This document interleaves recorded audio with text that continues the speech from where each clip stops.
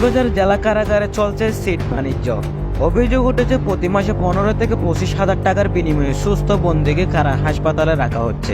এই বাণিজ্যের অন্যতম চরিত্র কারা হাসপাতালের সহকারী মিজানুর রহমান। স্বজনদের ফোন করে টাকা দাবি করেন তিনি। এমন একটি ভিডিও ক্লিপ শোনা যায়। নামটা কি যে মিজান কি অনন্তম কি অফিসে টাকা দেন? আপনি যে আজকে আপনাকে টাকা দিতে বলছিলাম তো। 10,000 টাকা দিতে বলছিল এটা? হ্যাঁ, হ্যাঁ তো তো এখন তো টাকা জোগাড় হয় না এখনো, কালকে দিলে পারবো। আজিয়া ফার্মা সন্না করে জি এটা আজিয়া ফাইছে বাবা দেরিয়া। আচ্ছা, তো কালকে দেবো। আমি ওখানে যদি আসে আপনাকে সরাসরি দিই টাকাটা, ভালো হবে না?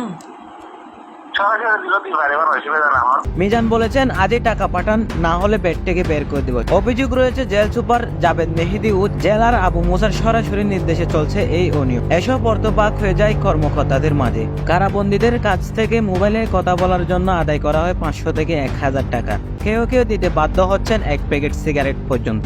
এমন ঘটনা ঘটে 2 মে বিকেল 3টায়। এক বন্ধুর স্বজনকে ফোন করে 15,000 টাকা দাবি করেন মিজান। পরের দিন 4 মে বিকেল 6:10 মিনিটে কারা ফটকের সামনে টাকা বুঝে নেন তিনি। ভিডিও ফুটেজে ধরা পড়ে এই দৃশ্য।